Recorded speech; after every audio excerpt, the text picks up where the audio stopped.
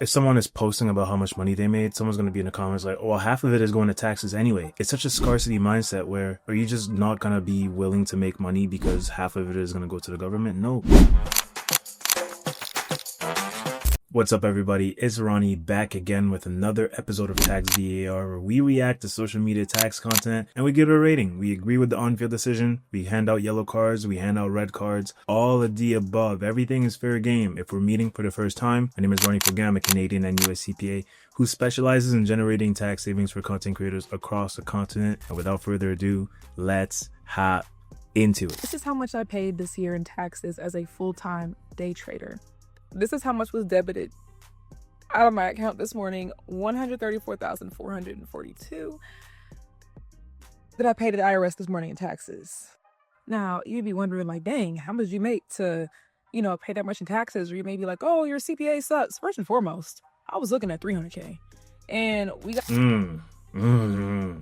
CPA brought it down by more than 50%. Shout out to that CPA, man. Shout out to that CPA. And that's a very important thing that she's highlighting here. Whenever someone tells you how much they paid in taxes, before asking yourself or telling yourself, man, that's a lot, ask yourself where they came from. Like, how did they even get to that number? Because it could have been a lot higher. In her case, it was around the low 100s, but it used to be 300,000. So the CPA and her are probably celebrating, hey, we have an extra, 150K that we can spend on something else from the savings. That's a win. A win is a win. I like this so far. She's very level-headed. She's able to give us context to things, which is very, very key when we're talking about any type of tax topic. I already like this.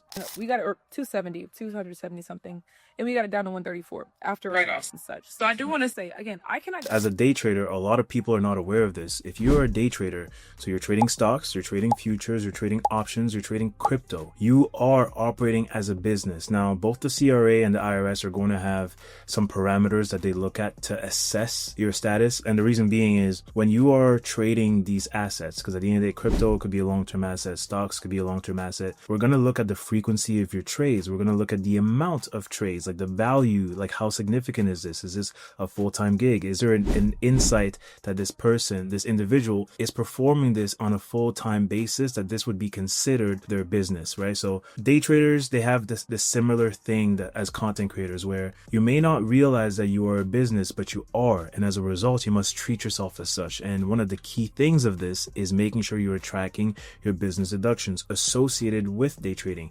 maintaining proper bookkeeping, because you do not, I repeat, you do not want to file your tax return just based on revenue. All right. You want to make sure that you have the expenses as well, the deductions that will lead to you going from $270,000 in tax owed to just over $100,000. All right. This is very key, very important. So far, the VAR verdict is that we agree with the on-field decision. Carry on. I give tax advice. No trader can give tax advice or anything because we are not CPAs unless they are a CPA. So I cannot do that for you. But if you go online, you can Google what different things are taxed at, and then there's always ways you can write things off for taxes.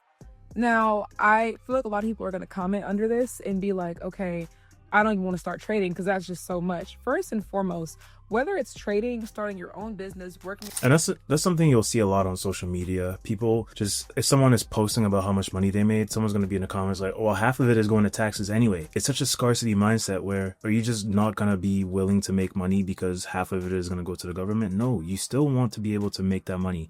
And then from that position where you have the money, you now have the privilege and the leverage and the ability to work on keeping the majority of it, keeping most of it through tax planning. It's a defeatist mentality to just kind of just drop your shoulders and say, oh, it doesn't matter if this is how much money I earn because a lot of it is going to go to taxes. It is not the right approach, because if you've made $1 million and you have to pay arbitrary number 300,000 out of that million, you still have a majority of that money with you. All right. Like, it's better to be in that situation than to have only made $100,000 and you only have 80K or 70K with you. Like, there's levels to it. You want to always look at the perspective of earn a lot of money and then have the privilege to tax plan to maximize the tax savings afterwards. A job or anything, please don't let paying taxes deter you from making money.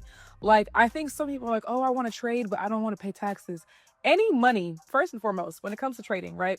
Let's say you get taxed on your gains at like 30% or something. Let's say you make $1,000 and it's like, oh, I gotta pay 30% though. That's $700 that you did not have to stand on your feet for. You did not have to argue with somebody for, get toasted for, Let 'em that you know. did on your phone. Okay. If it's starting a business, if it's real estate, if it's whatever you do, please do not let paying taxes deter you from wanting to make money for yourself. I would rather every year, I would rather every year pay $130K in taxes because I'm making over $1 million write-offs and everything than say, oh, I got back $1,000, but I only made, you know? She gets it. She absolutely gets it. Is Lethal Shooter has a perfect quote for this lady. She understands it. She understands it. It's as simple as that. It's the same concept as you'd rather have, 50% of $1 million company than 100% of a $100,000 company.